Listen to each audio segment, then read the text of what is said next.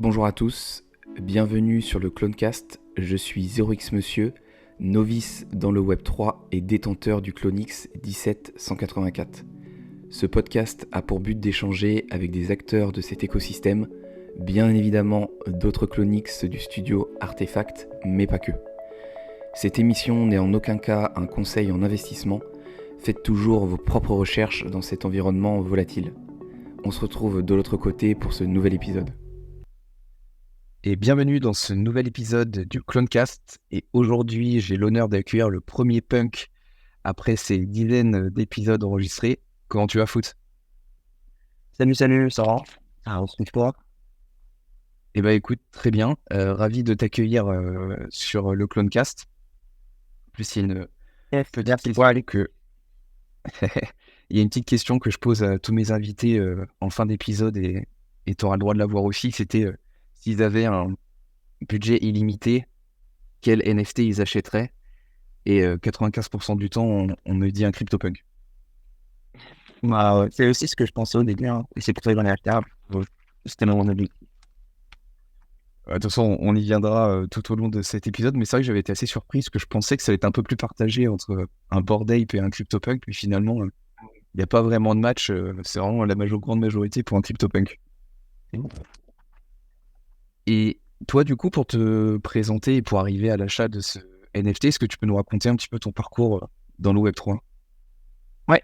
Donc moi, je suis rentré dans le Web3, enfin, dans les cryptos en 2020. Pendant le Covid, je me faisais chier un peu, donc je regardais comment faire de l'argent en ligne.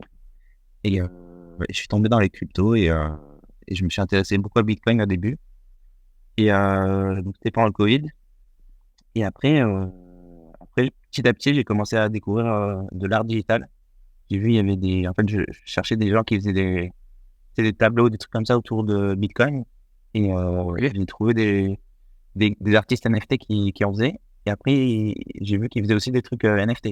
Et donc, j'ai... Aller vers les NFT comme ça en gros. C'est ça, en fait. Je voulais chercher des trucs autour de Bitcoin et des artistes autour de Bitcoin. Et j'ai vu qu'ils faisaient des NFT. Donc, ça m'a intéressé. J'ai acheté des trucs de Pascal Bouillard, par exemple. C'est un artiste français. Et il faisait des trucs autour de Bitcoin. Genre Satoshi Nakamoto, il avait pris des billets de 1 dollar. Il les a tous collés petit à petit pour faire un portrait. Et donc, il vendait la pièce physique en vrai et il vendait les NFT aussi. Et j'ai grave kiffé le concept. Et j'ai commencé avec Pascal Boyard et j'ai collectionné un peu de ce qu'il faisait. Donc, c'était les NFT, je suis rentré là-dedans grâce à ça parce que j'étais dans les cryptos. Ouais. Et pourquoi tu cherchais des œuvres autour de Bitcoin ? C'est que tu aimes l'art à la base ou... Ouais, même. En fait, c'est parce que mes parents sont un peu dans l'art en général. Donc, je voulais des petits trucs à collectionner. C'est vrai que de base, c'est pas la première chose que tu me dis, mais moi, je trouvais. Je sais même pas pourquoi exactement, mais j'avais déjà une petite appétence pour l'art.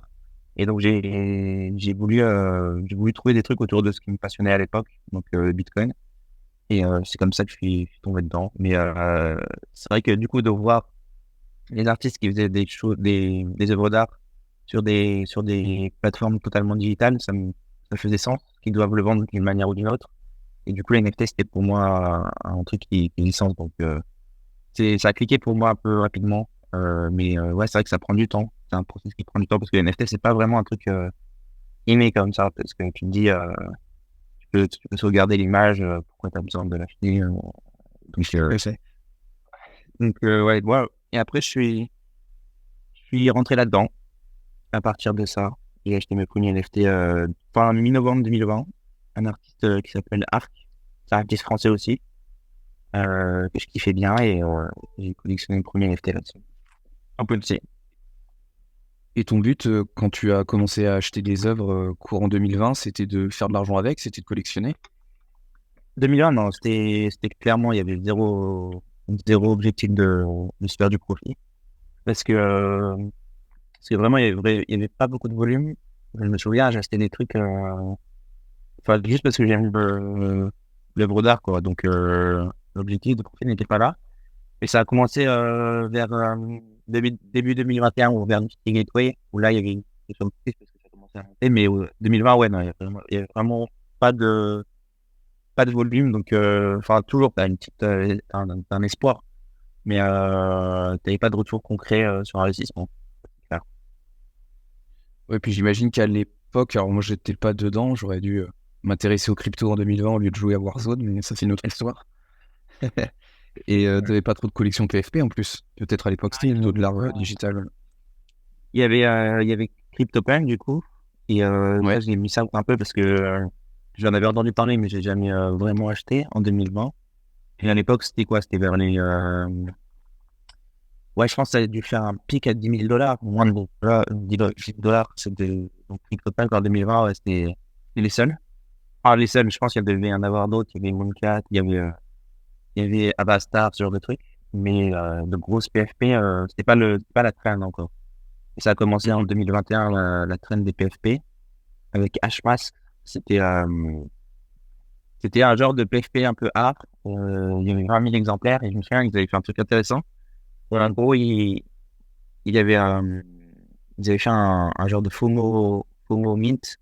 En gros, tu pouvais faire le mint, mais le prix il augmentait à chaque fois que quelqu'un mintait avant toi. Du coup, c'était le gros point de vue parce que le mint il commençait à 0,01. T'avais la personne d'après qui mintait à 0,02, ainsi de suite, et ça montait petit à petit jusqu'à 1 Ethereum. Et du coup, ton objectif c'était le premier à minter. Et donc, ça avait bien marché ça. En 2021, début 2021, je crois. Et après, ça a lancé la trend des PFP. Mais en vrai, c'est Hmask qui a lancé la trend des PFP. Et du coup, il y a Bordel qui sont inspirés de Hmask et de CryptoPunk pour lancer leur PFP. Et après, tu connais la suite, hein, ça a pris de grosses ampleurs. Et du coup, à cette époque, t'arrivais à être au courant des nouvelles collections qui allaient sortir. Tu t'évoques notamment Bored Ape. C'est une collection que tu as vu venir dès le début. Mais, ouais, j'étais sur Twitter à l'époque aussi. Et tu vois un peu tout circuler. Et ça avait beaucoup commencé sur Twitter. Et Top Shot, c'était des gens qui étaient, enfin, Discord du coup, mais c'était les collectionneurs de Top Shot. Je sais pas si tu veux voir le NBA Top Shot. Ouais, si, tout à fait. Ouais. Bah, du coup, il y avait ça. C'était aussi début 2021. Il y avait beaucoup de ces collectionneurs-là qui étaient sur Twitter et Discord. Et il y avait les bordels qui se sont lancés. Et donc, les bordels qui se sont lancés, ils ont envoyé des DM à des CryptoPunk pour qu'ils mintent. Ça n'avait pas trop marché. Et après, il y a les mecs de Top Shot qui sont arrivés. Et ils avaient fait déjà un peu d'argent sur leur Top Shot. Et ils ont commencé à acheter ça. Ils sont tous engouffrés là-dedans. Et ça a mint out, du coup, grâce à ça. Alors que t'as un peu strugglé un peu au début, je crois. Et, et donc, ouais, tu voyais ça sur Twitter. Et je me souviens que j'étais sur la main page des Bored Ape. J'étais dehors et je voyais le site. Je me suis dit, ouais, c'est cool, j'aime bien les singes. En plus, ça pouvait être cool de collectionner. J'avais pas assez sur mon MetaMask. Du coup, je me suis dit, je le ferai plus tard. Et au final, je l'ai jamais fait parce que j'ai complètement zappé. Mais ouais, depuis le début, ouais, j'aurais pu minter si j'avais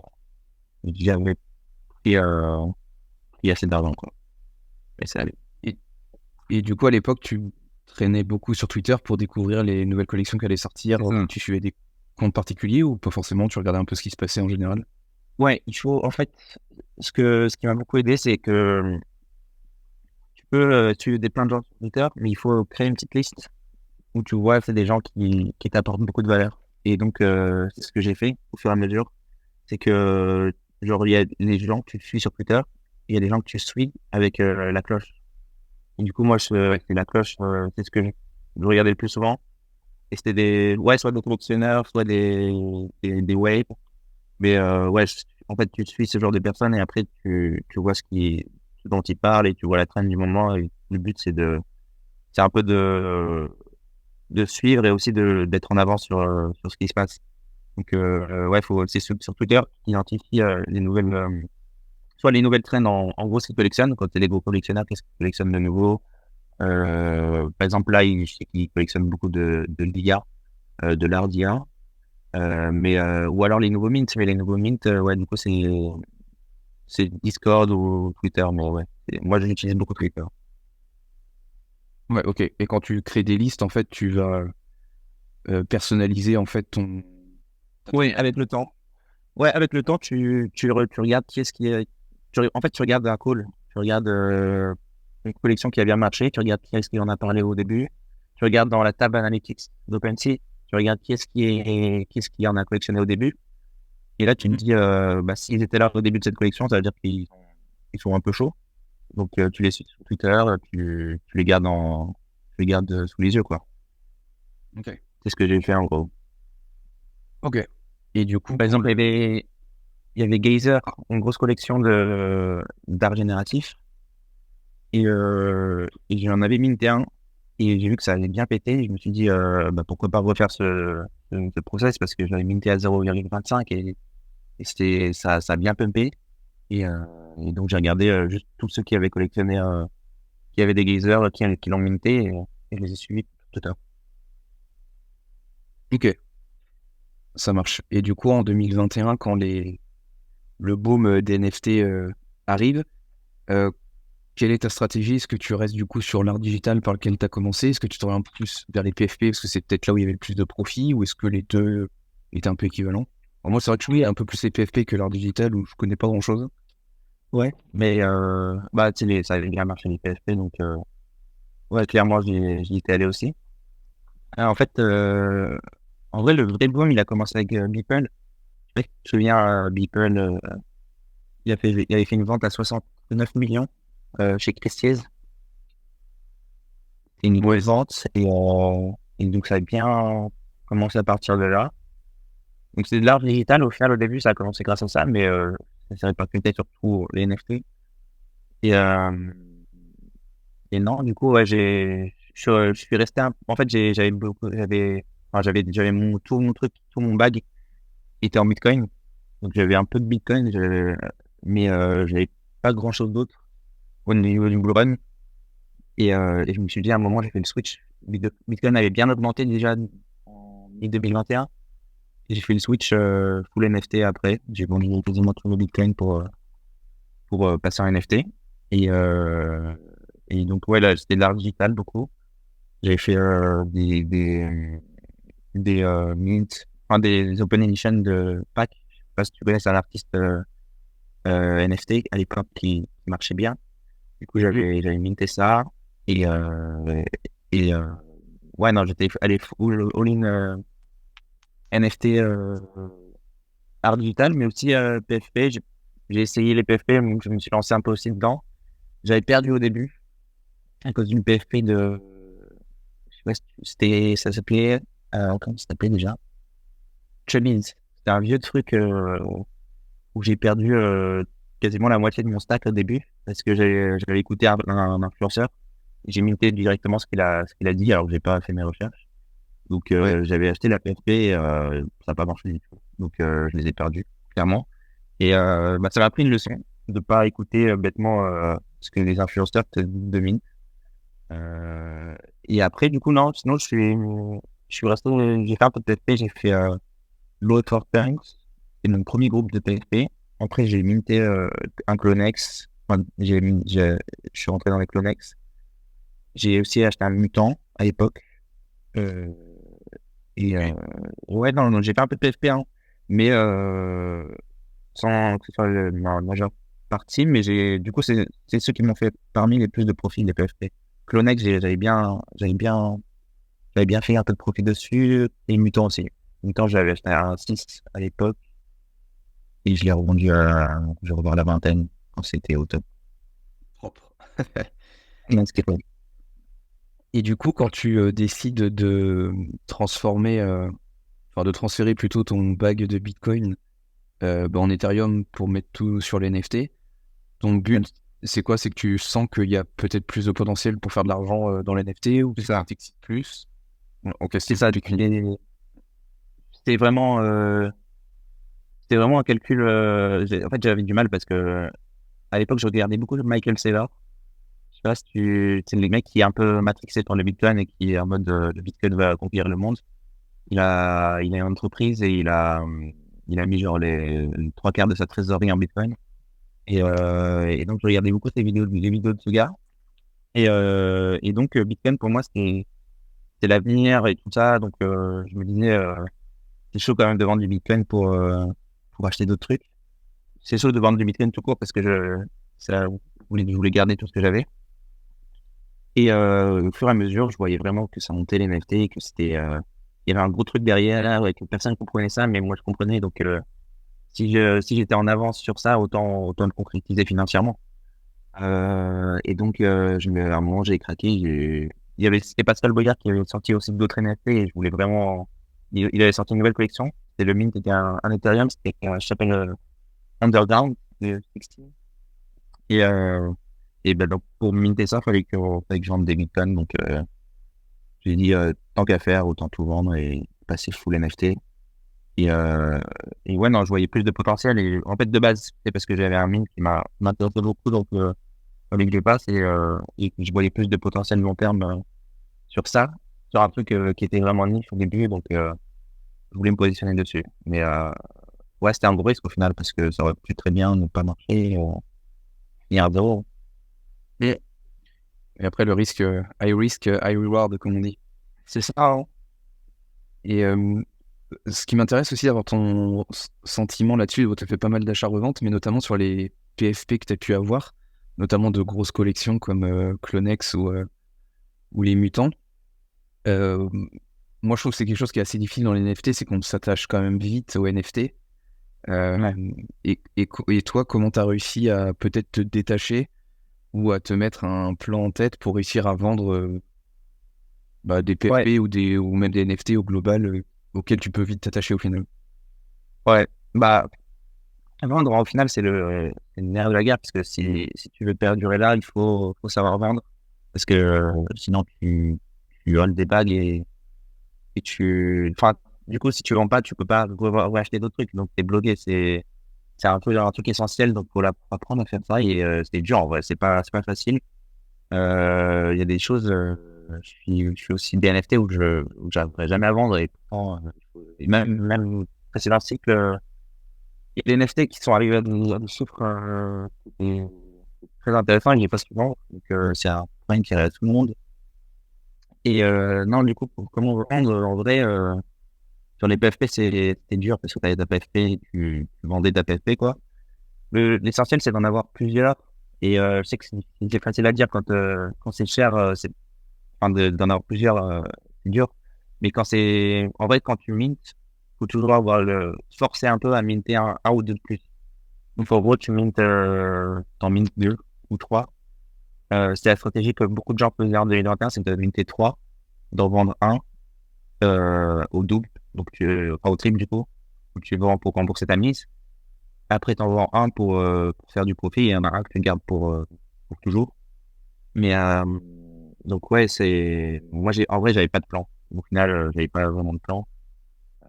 C'est juste que en fait, quand j'ai vu que ça avait bien pris, j'arrivais pas à vendre comme tout le monde, je pense. C'est dur. Tu me dis, ça a encore monté, ça a toujours monté. Mais en fait, c'est quand ça s'est retourné. Moi, j'arrivais pas à vendre sur la montée. Mais en fait, j'ai vendu sur la descente quand ça s'est retourné. Je me souviens que c'était l'événement de la guerre en Ukraine. Je crois que ça avait bien fait crash un peu tout. Et je voyais que là, le vent, il tournait un peu. Et là, j'ai paniqué ça, entre guillemets, donc j'ai tout vendu. Et je me suis pas posé de questions parce qu'il fallait vendre. Et au final, j'ai pas regretté parce que ça m'a permis, du coup, ensuite, tout ce que j'ai vendu, j'ai passé en USDC pour enquêter à la bourse BC. Et donc, j'ai tout passé en USDC. Et du coup, ça m'a permis un peu plus tard dans l'année de pouvoir acheter mon pain. Donc, c'était. Enfin, faut savoir vendre, ouais, c'est chaud, mais c'est essentiel. En fait, faut trouver sa stratégie, mais il n'y en a pas de précise et moi, j'en avais pas. Juste ma stratégie, c'est de voir quand le vent tourne. Quand ça a monté, ça a énormément monté et que tu vois que le vent tourne, là, moi, je vends en tout cas. Et du coup, pour sentir que le vent tournait, c'est que tu regardais des tableaux d'analyse et je sais pas si ça perdait 5 ou 10% de manière anormale. Ouais, c'est juste Ethereum. Quand tu regardes le graphique d'Ethereum, tu vois qu'il avait bien monté, il a refait un dernier pump. Et la guerre en Ukraine, ça a fait que genre ça crachait et ça faisait en fait, c'est des plus hauts sommets qui sont toujours plus bas. Donc c'est des tops tu sais, ça fait des montagnes russes qui descendent de plus en plus. Donc si les plus hauts sommets sont toujours de plus en plus bas, genre pendant quelques semaines, là tu te dis ça commence à puer. Et je regardais des vidéos d'analyse un peu crypto. Sinon, au niveau NFT, comment tu sais, c'est que c'était surtout ce qui s'est passé. Tu regardes les tops, les majors, tu regardes CryptoPunk et tu regardes Bored Ape. À l'époque, c'était Bored Ape. Ce qui se passe. Et quand tu vois Alex tout monter, tout le monde était content de Bored Ape, tout ça. Et quand ça commençait à se tourner un peu, tu avais le drop des Bored Ape qui avait fait un drop des lens, là, Metal Lens Otherside. pour leur. Ouais, Otherside.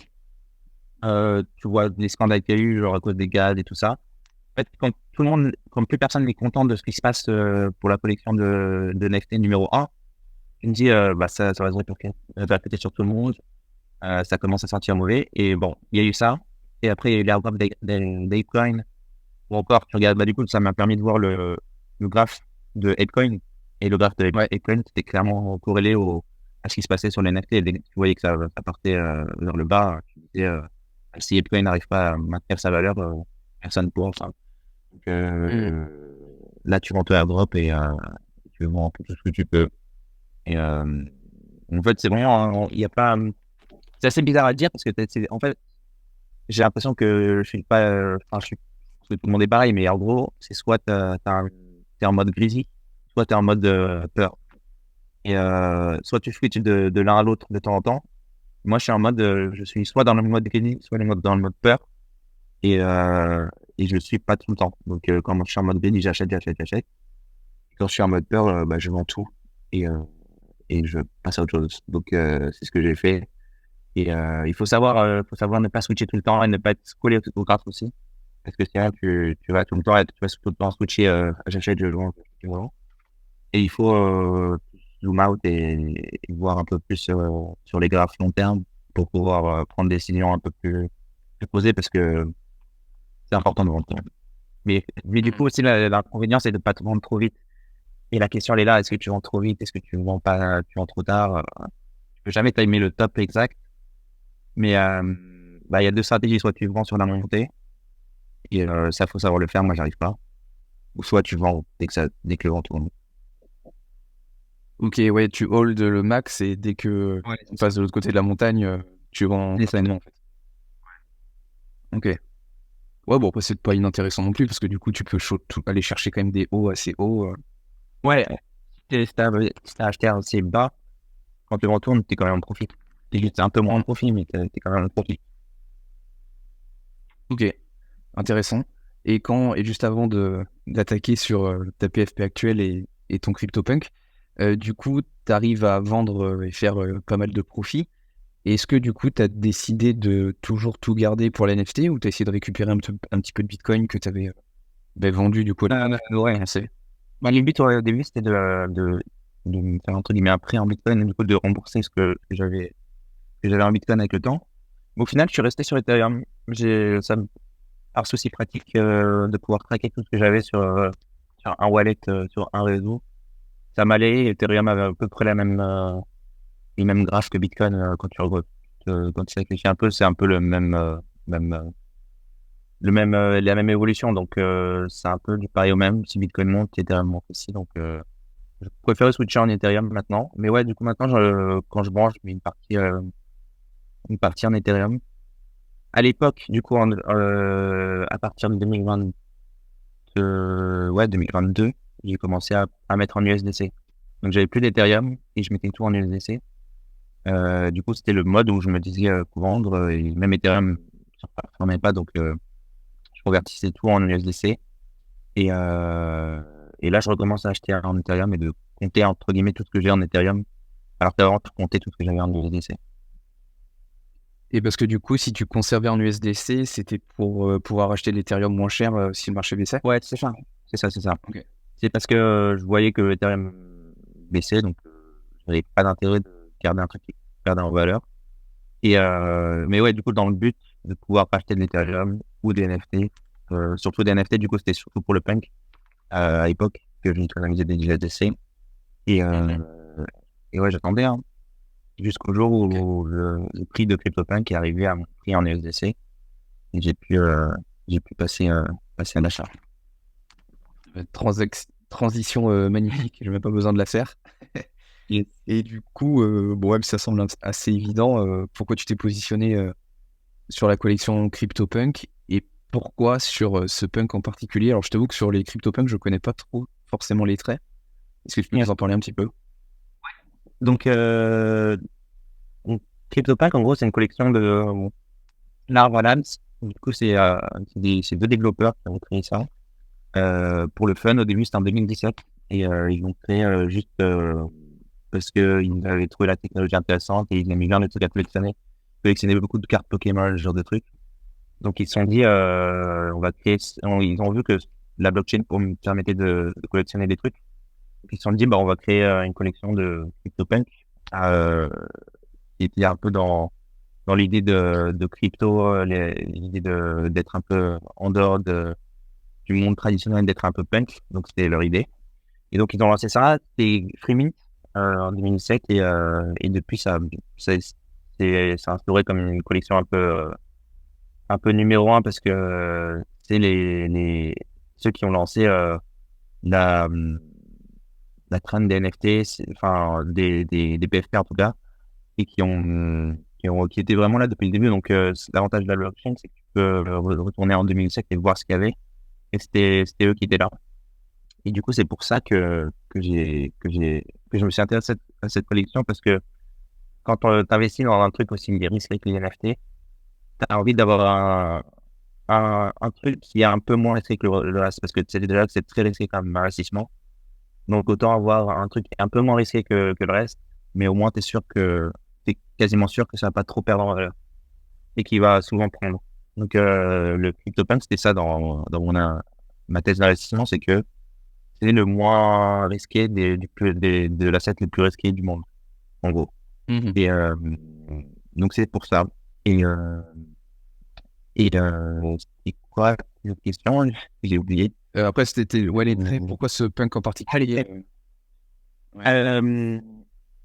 En gros, j'avais le choix et c'était au floor et j'avais choisi quatre autres PFP, quatre autres punks et je l'ai envoyé à ma famille et mes amis et je leur ai demandé lequel était le mieux quoi. Et, Ouais. et donc ça s'est tombé sur celui-là avec la boucle d'oreille en or et Ouais. les cheveux un peu en bataille. Donc et même moi je le kiffais bien donc ça c'est cool. Donc les traits, ouais, il y a plein enfin, du coup, il y en a 10 000. Et les traits dans les punks, t'as un peu de tout. En fait, ils ont fait des différents types de races, entre guillemets, parce que t'as des zombies, t'as des singes, t'as des aliens, et t'as des humains. Et après, t'as des Mhm. humains avec des coupes de cheveux différentes. T'as t'as les, t'as les barbes qui sont différentes, t'as les yeux qui sont différents, t'as les accessoires. Du coup, tu peux avoir des chaînes en or aussi que j'aimais bien. J'ai pas trouvé chaîne en or, mais une boucle d'oreille en or plus chaîne en or, c'est assez stylé. Et il y a des accessoires aussi comme les hoodies qui sont assez Ouais, qui sont très en or. connus, ceux-là. Ouais, les hoodies, ils ont pas mal de la cote. Il y en a pas non plus des masses en hoodies, je pense qu'il y en a une trentaine, quarantaine, je dis pas de bêtises. Mais ouais, il y a des traits qui sont assez cool. Ouais, en fait, il y a des traits qui sont valorisés plus que d'autres. Et ouais, les hoodies sont assez chers. Les aliens, il y en a que 9.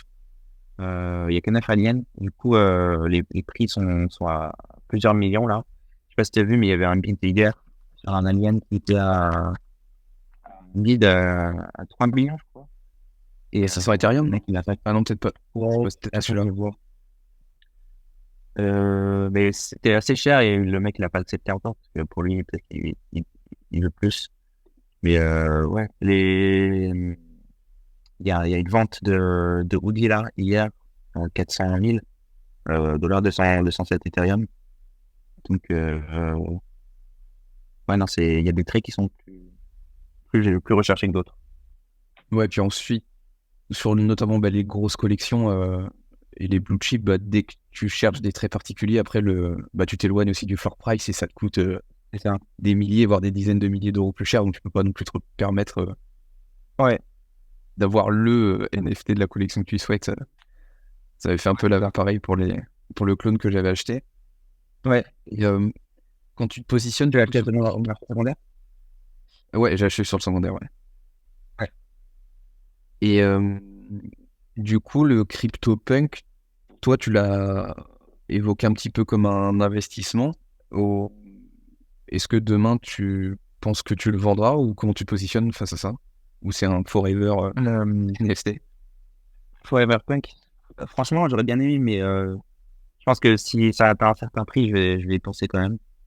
Ouais. Mais c'est clair que je vais acheter pour le long terme. Et je pense que c'était mon objectif aussi de base d'avoir un punk. Comme je t'ai dit, au début, je suis arrivé en 2020 et les punks étaient assez abordables. Et j'avais pas tilté encore. Et après, j'ai vu que ça m'a bien monté. Et depuis 2021, c'est mon objectif d'avoir un punk. Donc, c'est vrai que je vais pas le vendre demain en tout cas. Ouais, mais c'est vrai que si jamais ça atteint des prix indécents et que ça change ma vie, je pense que je réfléchirai à deux fois quand même. Mais donc ouais, je le vendrai un jour, mais pas maintenant en tout cas. Je sais que je garderai plus. Ouais, je garderai plus mon nom de domaine, genre foot.th. Ça, je le garderai. Pas l'intention de le vendre. Alors que mon punk, ouais, ça, je pourrais le vendre. Parce que je pense que les gens m'identifient plus par mon pseudo que par ma PFP. Mais ouais. Ok. Et du coup, le fait d'être holder d'un punk, qu'est-ce que ça permet ou quelle porte ça peut ouvrir, si ça en ouvre? Ouais, c'est intéressant parce que c'est un avantage aussi de ça. C'est que déjà, ça te permet d'avoir un réseau qui est quand même cool. Parce que on fait souvent des meet-up punk à Londres ou même à Paris. Ils en font un peu partout dans le monde. Et tu rencontres des gens que tu rencontrerais pas du tout dans d'autres situations. Et j'ai croisé des gens genre vraiment de tout âge, avec des profils totalement différents. Il y a des gars qui ont investi dans Bitcoin en 2012 et qui sont juste archi riches comme ça, et qui ont vivent leur vie tranquillou. Et vraiment, quand tu les vois de base, tu ne dis pas, ils sont multimillionnaires, mais ouais. Mais si. Et ouais, c'est ça, ils vivent de leur vie tranquillou, sans se casser la tête, ils font ce qu'ils veulent. Et, et, euh, et sinon, t'as des gens aussi, enfin, t'as un peu de tout, t'as des réalisateurs, t'as des gens en finance, t'as de tout. Et tu peux les rencontrer grâce à ça, ça te fait des connexions qui sont vraiment, euh, que tu pouvais pas avoir dans la vraie vie. C'est un peu bloquant dans la vie normale où tu connais juste les potes de tes potes et ton travail. Et tu rencontres pas, enfin, sur Twitter, tu peux rencontrer plein de gens, mais c'est vrai que d'avoir potentiellement des business partners, tout le moment, si je lance un projet, je peux me lancer avec un punk. On sait on est entre guillemets sur la même longueur d'onde. Et non, sinon, du coup, il y a ça. On a des groupes Telegram où, où on a tous les punks dessus. Et tu as des groupes différents pour différents objectifs. T'as le groupe général et t'as des groupes qui sont plus pour un peu les degen, pour les tokens un peu degen. Donc, tu as tous les bons plans des shitcoins qui sortent, des trucs comme ça. Euh, et ouais, non, sinon, tu as aussi pour l'art, t'as pas mal de. Ce qui m'intéresse le plus, c'est l'aspect artistique. Donc, les artistes enfin, les punks, il y a des punks artistes déjà. Et il y a des punks qui collectionnent aussi des artistes. Sur ce channel, on parle un peu de ça, des nouveaux artistes, découvrir des nouveaux artistes. Et même faire des events autour de l'art en Londres en général, il y a les bons plans aussi. Mais donc, c'est un gros groupe, c'est comme un gros réseau, d'école ou de trucs comme ça, mais c'est consacré juste à des DJs online, des gens qui font des JPEG. Ok. Ok, super. Et bon, j'imagine que c'est difficile de le mesurer, mais il y a beaucoup de holders francophones. Ouais, en vrai, oui, il y en a. Au final, je les côtoie, je les ai tous un peu vus au moins une fois. Parce qu'il y a tellement d'événements, des brunchs, des trucs comme ça, qu'on s'est un peu tous vus. Donc, on doit être une dizaine à Paris, max. Et je vois, il y a enfin, un autre, ouais, entre 5 et 10 que je connais à Paris. Ouais, il y a quand même. Après, du coup, ils sont tous dans les NFT, mais genre full time. Donc, c'est un ils se voient plus souvent. Moi, je suis pas en full-time NFT, donc je les vois aux events, genre NFT Lisbonne, NFT Paris, c'est le genre de truc où on se voit et c'est grave cool. Ça donne envie de se mettre full-time NFT. Moi, c'est un but que tu aurais, toi, de faire que ça? Est-ce que c'est un but c'est un truc que j'aimerais bien. En vrai, j'aime quand même mon travail, donc c'est quelque chose que j'ai la chance de pouvoir m'épanouir dans mon travail un peu non Web3. Donc, je fais un peu les deux je jongle entre les deux. C'est vrai que si j'avais plus de temps à accorder au NFT, je le ferais, clairement. Et après, full-time NFT, c'est vrai que c'est une bonne question. Je sais pas, est-ce que je dropperais tout pour être full-time? Mais c'est vrai que j'ai envie toujours de passer plus de temps là-dedans parce que ça fait quand même 3 ans. Et ce qui me surprend à cette période, c'est que j'ai pas lâché en 3 ans, quoi. Genre, vraiment, je me suis dit peut-être que ça me passera genre au bout d'un an que un NFT c'est cool et que je sais pas si t'as un autre hobby ou un truc comme ça. Mais au final, ça fait quand même 3 ans et je suis encore autant passionné par ce milieu-là. Donc, c'est vrai que je me pose la question. Et à l'instant T, tu pourrais si tu voulais? Je pourrais, si je vendais tout ce que j'avais, ouais, mais j'ai envie de vendre tout ce que j'ai encore. Ok, ça marche. Et bon, bah, super intéressant d'avoir eu ton histoire et à l'acquisition de ce punk. Et puis félicitations, c'est quand même un but Merci. pour beaucoup, comme je l'évoquais en introduction. Et moi, si je t'ai découvert, c'était grâce à Puceau.eth, s'il passe par là, Oui. dont la PSP est un low effort punk, je crois. Ah. Et du coup, toi, tu as un Discord et tu as un podcast aussi. Donc, tu Ouais, t'investis dans le Web3 à travers ces deux leviers. c'est ça. En fait, ce point étage, c'est un pote. Et c'est donc dans tous mes projets, il était avec moi. Ouais, il est sur le Discord. Et en gros, c'est un Discord où je partage un peu tous les bons plans, mais c'est vraiment focus sur l'art digital. Donc, ça, pour moi, c'est un asset, un sous-asset des cryptos qui est voué à prendre de la valeur. Donc, je pense vraiment que l'art digital, c'est une niche qui va prendre au moins quoi 10, quoi 100 dans les 10 prochaines années. Parce que il y a, dans les mouvements artistiques, il y a toujours ce genre de révolution technologique qui permet de créer de nouveaux mouvements artistiques complètement différents et de souvent se positionner au début et de collectionner des artistes complètement nouveaux. C'est prendre des risques énormes, mais qui souvent, avec l'histoire, ont payé.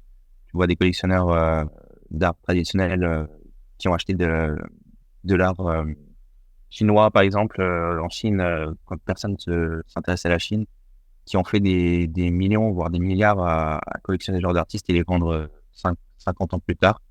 Donc, je pense qu'il y aurait le même genre de choses sur l'art digital parce que c'est un nouveau médium et tu as vraiment une scène artistique qui se développe de ouf. Et donc je me focus sur ça, sur ce segment-là des NFT. Donc, je parle pas trop des PFP, mais un peu si les gens sont intéressés par l'art digital, ils peuvent passer par le Discord, sur mon Discord. Et donc, je parle de ça, de tous les nouveaux artistes, des bons plans, de potentiellement des flips, quelquefois des trucs un peu plus long terme. On parle un peu de tout. Il y a plein de collectionneurs aussi qui sont là-dedans, des collectionneurs assez, euh, assez smart. Donc, c'est cool de discuter avec eux là-dedans. Il y a pas trop de monde pour que ce soit inaudible. Donc, tu peux parler à plein de gens cool. Et moi, je fais des updates aussi sur le marché en général. Et, euh, et j'ai aussi un podcast que je lance un peu toutes les semaines euh, pour parler un peu de tout ce que je vois sur le marché. C'est 10 minutes qui s'appelle Café de Flore sur mon Twitter. Donc, je sors chaque semaine et c'est un podcast de 10 minutes où je parle du marché de l'art digital, NFT, art digital, et tout ce qui se passe et un peu ce que je pense du marché. Euh, à la fin, j'ai toujours un petit segment où je parle des smart bytes. En gros, c'est les collectionneurs un peu smart.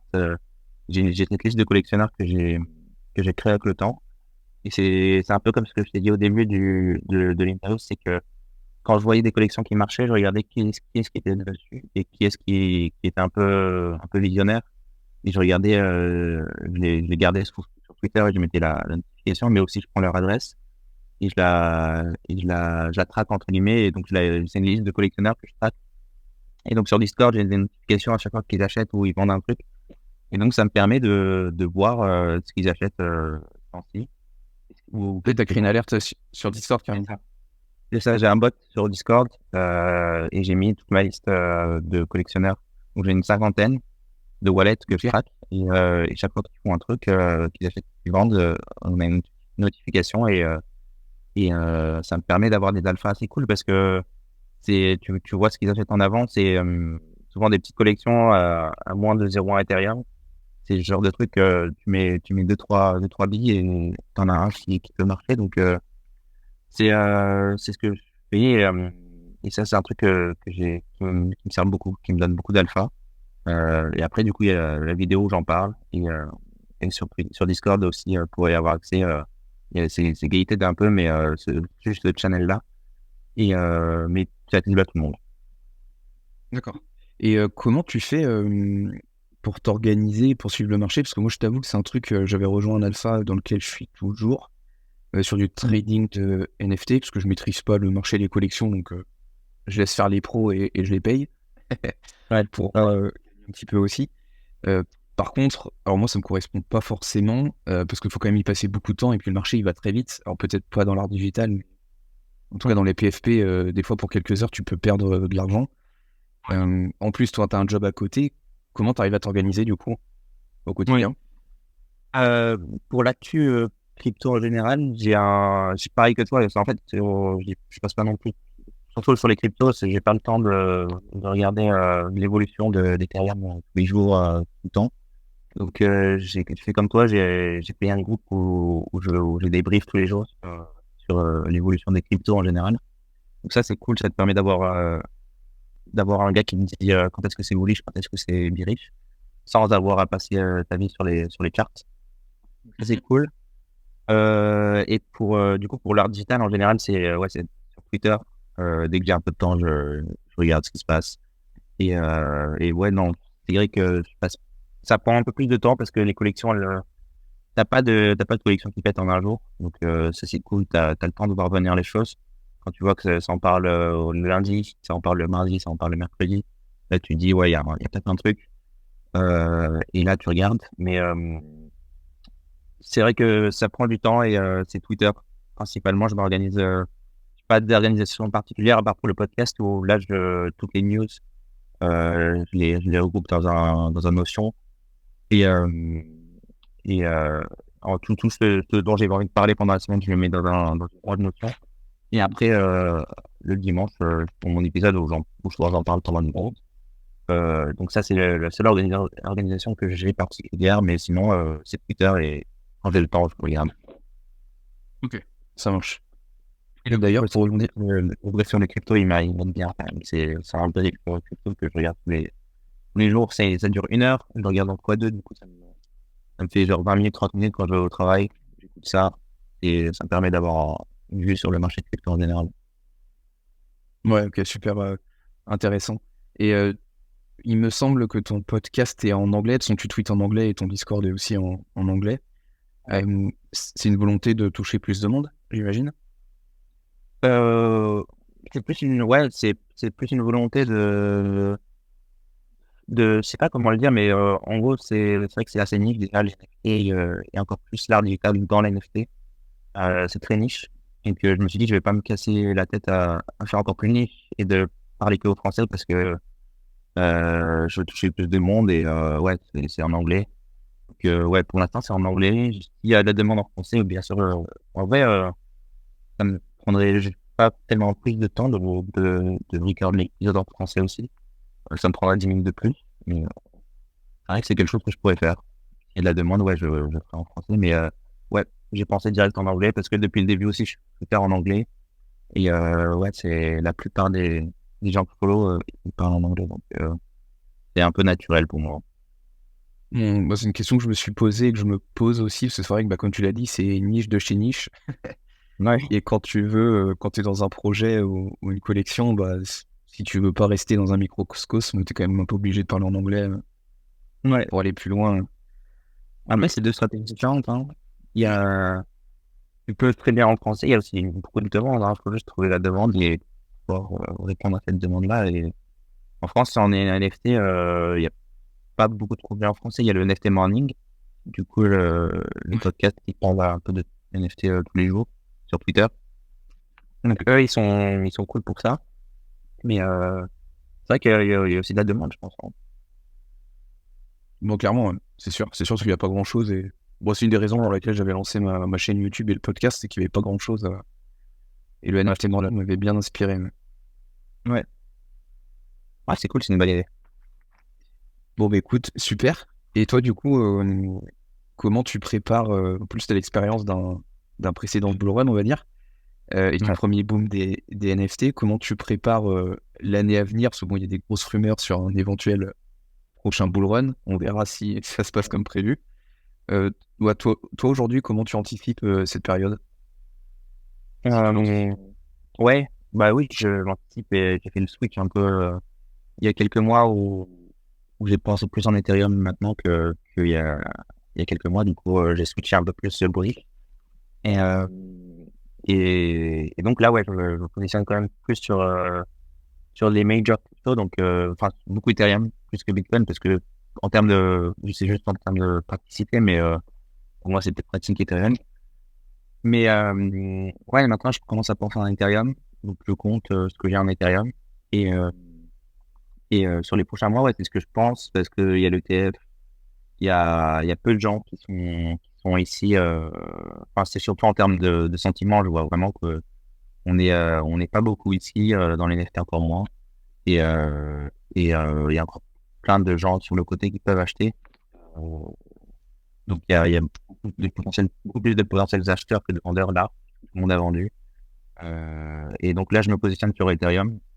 Globalement, NFT, c'est d'acheter. Je me suis positionné aussi il y a 2 semaines sur un gros Xcopy. Donc c'est un artiste que j'aime bien. Et donc sur les NFT, je me positionne en acheteur aussi. Et j'essaie de vendre dans le point pour l'instant. Et je sais qu'il y aura un moment où il faudra vendre. Et mais j'essaie d'avoir aussi du cash de côté. Et Ethereum, du coup, le cash. Et des shitcoins aussi. Là, je me mets un peu sur les shitcoins, je mets des petits billes sans vraiment miser la ferme, mais c'est juste pour pouvoir. Je vois que ça marche bien et que ça fait quand même 1 ou 2 semaines que ça continue. Donc, pour l'instant, je reste j'ai un petit peu de shitcoin, des trucs peu, un peu illiquides qui ont du potentiel potentiellement, mais c'est juste pour prendre un peu d'upside sur ça. Mais ouais, c'est comme ça que je me positionne et j'espère que ça va marcher pour tout le monde, mais voilà, c'est mon plan pour l'instant. Ok, donc pour résumer, 3 axes, accumuler d'Ethereum, accumuler un peu de NFT, accumuler du USDC, et un bonus avec quelques shitcoins, quoi. Ah ouais, moi j'ai plus de USDC, là je suis plus en USDC. Ok. Quand je dis cash, quand je dis cash, c'est liquide. C'est genre des cryptos, alors que les NFT c'est illiquide, donc j'ai une partie NFT, une partie liquide, donc et la partie liquide c'est soit Ethereum, soit un peu de shitcoin. Ok, c'est clair. Voilà. Et ton but, ta stratégie, est-ce qu'elle va être similaire au passé, c'est-à-dire accumuler et quand tu sens que ça se retourne, pareil, tu vas vendre, Ouais, tu les accumuler, de faire grossir ton bag? c'est ça, c'est mon plan pour l'instant, c'est de vendre un peu de NFT quand je sens que ça, enfin, je sais que ça va prendre, mais de vendre quand ça va se retourner et surtout de garder du cash, du coup de l'Ethereum pour les prochains projets NFT qui vont marcher parce que je suis sûr que les gros trucs du prochain bull run n'existent pas encore et qu'ils vont sortir dans les mois, dans les années qui arrivent. Donc je garde du cash pour ce genre d'opportunité parce que mes bagues NFT actuelles sont bien, mais je pense que les prochains gros trucs vont émerger dans le futur. Donc, c'est pour ça je reste toujours. En fait, mon plan, c'est ça, ce que tu as dit, de vendre plus tard quand ça va tourner, mais surtout de rester open Et c'est un gros truc qui m'a beaucoup aidé, c'est que je donne souvent en conseil, c'est juste d'être curieux et de regarder ce qui se passe, les nouveaux projets, toujours et tester les trucs parce que tu peux avoir les drop si tu testes des projets. Euh, tu testes les nouvelles trends, même Private Tech par exemple, c'est un truc que j'ai testé. Peut-être qu'il y aura un airdrop, peut-être qu'il n'y en aura pas, mais au moins j'ai testé. Et s'il y a il y a un airdrop, il y en aura un. Tout le temps être curieux, et tester des nouveaux trucs et peut-être c'est sur ce genre de truc où tu fais des home runs. Donc, garder du cash aussi pour ce genre d'opportunité si tu vois un nouveau projet qui commence à bien prendre, mais vraiment bien prendre. Et là, faudra l'identifier et peut-être rentrer dedans. Mais ouais, c'est mon plan de garder quand même un peu sur le côté pour les prochaines opportunités. Je suis assez d'accord avec toi. C'était un truc dans lequel je n'aimais pas forcément aller, puis il faut être assez réactif. Mais j'ai l'impression quand même que de suivre la tendance et d'y aller assez vite, alors assez fort, on mesure son risque, mais ça a l'air d'être quand Ouais. même plutôt payant que de rester sur Et ça des acquis. dépend, en vrai. Ouais, c'est ça. En fait, ça dépend des phases de marché. Parce que si dans ce marché-là, c'est clair que prendre des petits risques comme ça, c'est ce qui va te faire péter. Alors que si tu le fais en bull run, au top du bull run, souvent, tu vas tester plein de trucs parce qu'il y aura des milliards de projets qui vont se lancer au mauvais moment. Et donc, si tu testes un peu tout à ce moment-là, c'est pas trop, tu vas très peu avoir de retour par investissement. Mais dans ce marché-là, dans un début de bull run, ouais, c'est là où il faut être ouvert, tester un peu tout parce que c'est potentiellement, tu vas tester peut-être le truc qui va marcher dans le futur. Donc, ouais, je suis d'accord, faut toujours tester et mesurer aussi le risque. Ouais, t'as raison. Pas y aller, pas y aller avec tout son PL, quoi. Non, on va éviter, ouais. On va éviter. Et bah écoute, je pense qu'on va arriver sur les questions de fin que je pose à l'ensemble de mes invités. Bon. Et la première question que je pose, c'est si tu avais un budget illimité, quel NFT tu t'offrirais? Là, je pourrais dire un punk, mais là, du coup, c'est bon. Ouais, sinon, mais tu Tu me fais penser à une vidéo que j'ai vue hier où on pose la question à Novak Djokovic quel serait le tournoi que tu aimerais gagner? Et il répond désolé, je les ai tous gagnés. Ah ouais, on n'en est pas là encore, mais ouais, c'est vraiment le punk qui me faisait kiffer, donc je suis content quand même de pour l'avoir, mais Et tu l'as eu il y a combien de temps? non, je l'ai eu août 2022. Août 2022. Ah ouais, c'est vraiment moi quand même. Ouais. Et bah attends, laisse-moi réfléchir parce que un NFT, ça serait un Xcopy, je pense. Et ce serait euh, ce serait peut-être Right Click and Save. C'est un NFT de Xcopy. C'est un artiste. Je sais pas si tu connais Xcopy.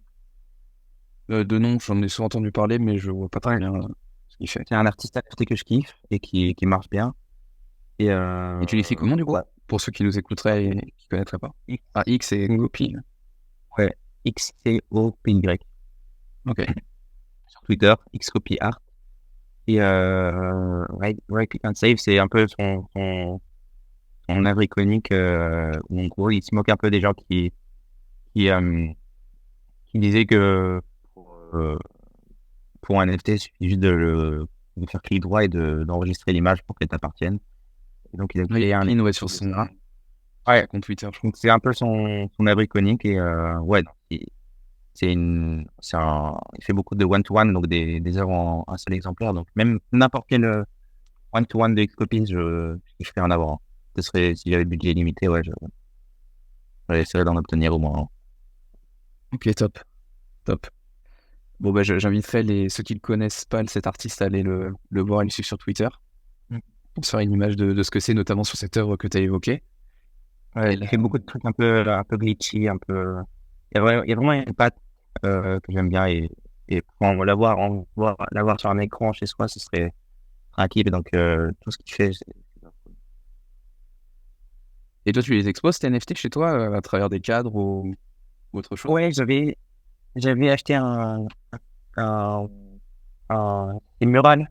C'est un genre de tableau où tu pouvais mettre, où il y avait un écran au milieu, tu pouvais mettre tes NFT dessus. Là, je n'utilise plus trop parce que j'ai déménagé. Mais ouais, c'est quelque chose que soit tu les imprimes, soit mais il y a des écrans qui commencent à être vraiment cool, où tu peux afficher tes NFT en permanence qui tournent tout le temps en boucle. Donc, quand c'est des NFT qui sont animés, c'est grave cool.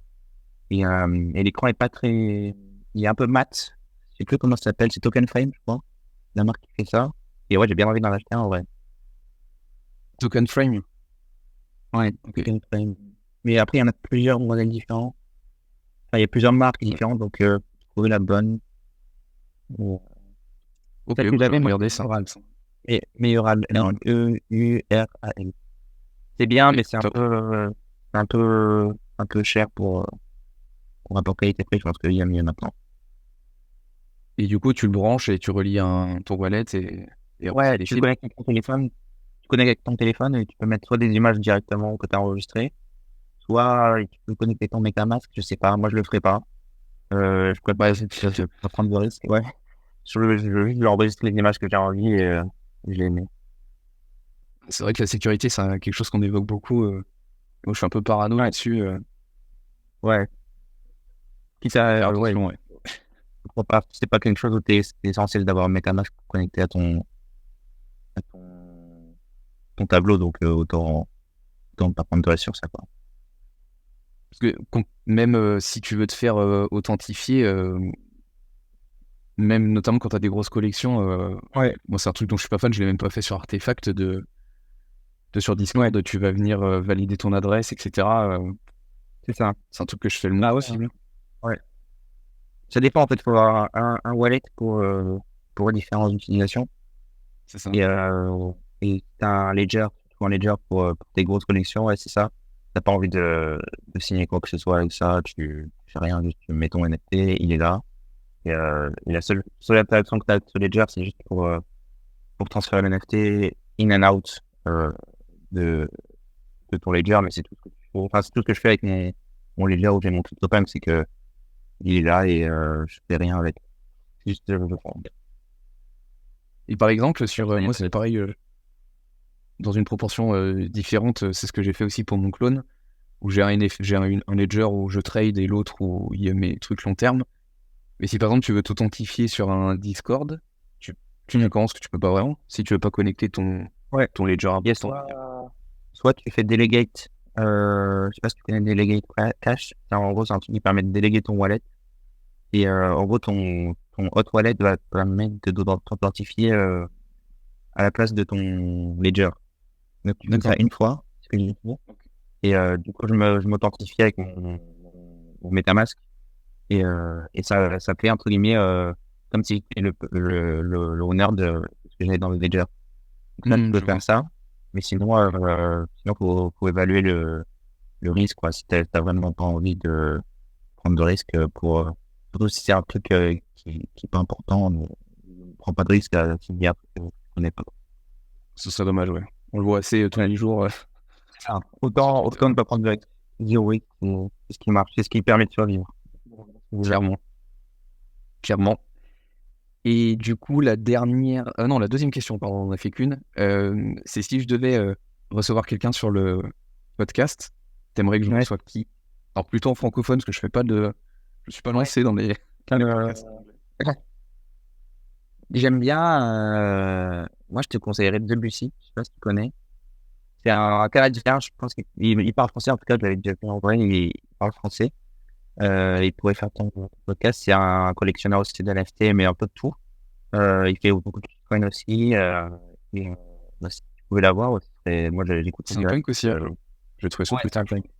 Ok, yes. Il est grave cool et il a plein de choses à raconter. Il est là depuis la nuit des temps, 2017, je pense. Il a plein de choses à raconter. Moi, super. Et ben écoute, je note. Top, je le connaissais pas en plus, donc je vais pouvoir aller voir ça. Et la dernière question pour clôturer cet épisode, c'est si tu avais un conseil à donner à nos auditeurs, quel serait-il? Ce que je disais tout à l'heure, ouais, c'est vraiment d'être curieux. Parce que le bull run commence. Est-ce que c'est un bull run long terme? On ne sait pas, mais au moins, Je pense que sur une time frame d'un an ou 2 ans, on est bien pour l'instant parce qu'on a touché un bottom. Et donc, l'idée, c'est d'être curieux. Quel que soit le capital, c'est de tester les nouveaux trucs qui sortent sur Ethereum, même sur d'autres blockchains, Solana, je sais pas, Tezos peut-être, mais bon, Tezos, je pense pas. Mais Solana, ouais, ce genre de blockchain, tester tout ce qui sort, rester sur Twitter et voir ce qui marche, ce dont les gens parlent. Suivez les gros comptes pour comprendre un peu les trucs qui sont gros et importants. Et ouais, tester, parce que souvent quand on débute, c'est trouver les opportunités qui vont te faire renaître ton compte. Donc j'avais pas mal réussi aussi sur des free mints. Donc c'est des trucs où je me souviens, c'était des free mints où tu restais, j'avais découvert sur Twitter, après j'ai basculé sur le Discord du projet. Et il fallait rester réveillé jusqu'à 4h du matin pour pouvoir avoir le free mint. Parce que le gars était brésilien et c'était un artiste qui se réveillait pendant la nuit pour son mint. Du coup, ouais, non, c'est pour rester. Il y aura des opportunités tout le temps, partout. Donc, il faut juste rester dans le marché, et rester ouvert et miser un peu aussi, parce que faut quand même miser pour avoir l'upside. Mais Ethereum, ouais, c'est vrai que c'est déjà une bonne base. C'est ce que je conseille. Ouais, non, c'est être curieux. Je conseille beaucoup. Ok, top. Et à terme, tu penses reprendre du BTC ou c'est vraiment plus sur Ethereum? Ça dépend, en vrai, hein. Ça dépend de ce que je vois sur le graphe. Et tu vois que Bitcoin surperforme de fou. Ethereum, là, ouais, je switcherai en Bitcoin. Mais pour l'instant, Ethereum, ça me va. Ça va. Et ouais, je vois enfin, le Bitcoin, c'est clair que ça restera. C'est toujours numéro 1. C'est pas une mauvaise idée. Toi, t'en as? Ouais. Un petit peu, ouais. Un petit peu. J'essaie de rééquilibrer, parce que j'en avais pas beaucoup, mais j'essaie d'en reprendre. J'ai beaucoup de NFT, enfin, j'ai ma majorité des terres est investie dans les NFT, donc un peu des gènes quand même. C'est vrai. Et, Au final, j'ai un peu des NFT, c'est déjà délétère. Et puis j'ai un peu de Solana aussi, où je suis assez content sur ces derniers jours. Dirons-nous. Ouais, j'imagine. Cool. Bon, bah écoute, merci beaucoup Foot pour cet épisode, j'ai pris beaucoup de plaisir. Merci. Avec plaisir, on mettra les liens de ton Discord et de ton Twitter, bien évidemment, en description. Et puis, comme j'aime le dire, on se fera peut-être un épisode retour pendant le bull run ou juste après pour voir comment ça a évolué. J'ai vu que sur Twitter, tu avais fait un post récemment où tu visais les 7 chiffres de bague, donc on viendra prendre des nouvelles. Plaisir. Merci pour l'invitation et ouais, au plaisir de revenir une prochaine fois. Ok, super, canon. Écoute, merci beaucoup. Merci à tous les auditeurs de nous avoir écoutés. Puis on se voit pour le prochain épisode la semaine prochaine. Ciao. Ciao. Ciao.